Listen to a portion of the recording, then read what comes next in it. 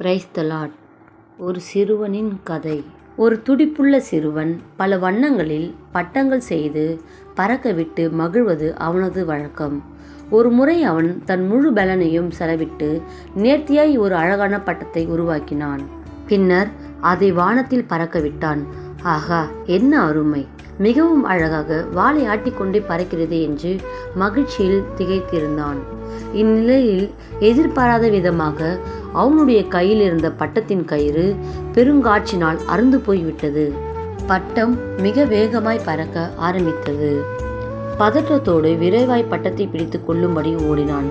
ஆனாலும் பட்டம் வெகு தொலைவிற்கு போய்விட்டதால் அவனால் அதை பிடித்து கொள்ள முடியவில்லை. பல நாட்கள் திட்டமிட்டு வடிவமைத்த பட்டம் அவன் கையை விட்டு நழுவியது என்று துடித்தான். மறுநாள் அருகில் இருந்த காட்டினுள் சென்று பட்டத்தை தேடினான். அங்கே பெரிய முள் மரத்தில் பட்டம் மாட்டி தொங்கிக் கொண்டிருப்பதை பார்த்தான். அவனது உள்ளம் உடைந்தது. ஐயோ, நான் உருவாக்கிய பட்டத்திற்கோ இப்படிப்பட்ட பரிதாப நிலை என்று எண்ணிக்கொண்டிருக்கும் போது பட்டமானது, ஐயோ, முள் என்னை குத்துகிறது, யாராவது என்னை காப்பாற்ற மாட்டார்களா என்ற ஏக்கத்தோடு இருப்பதை போலவும் பட்டம் தன்னை நோக்கி கதறுவதைப் போலவும் எண்ணி பார்த்து கண்கள் கலங்கினான். இந்த பட்டத்தை விட்டு போக மனமில்லை. மரம் ஏற துணிந்தான். இவன் கை, கால், முதுகு என குத்தியது. ரத்தம் சொட்ட சொட்ட அதை பொருட்படுத்தாமல் தான் உருவாக்கிய பட்டத்தை எப்படியாகிலும் எடுத்துவிட வேண்டும் என்று தீவிர முயற்சிக்கு பின் அதை எடுத்தான்.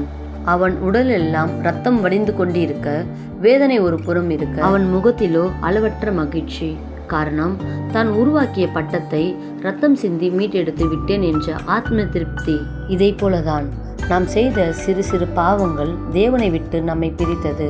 ஆனாலும் நமக்காக இயேசு கிறிஸ்து தம் இரத்தத்தை சிந்தி ஜீவனை கொடுத்து நம்மை பாவங்களிலும் சாபங்களிலும் இருந்து மீட்டெடுத்தார்.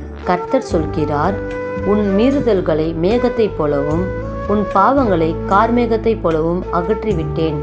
என்னிடத்தில் திரும்பு, உன்னை நான் மீட்டு கொண்டேன். ஆமென்.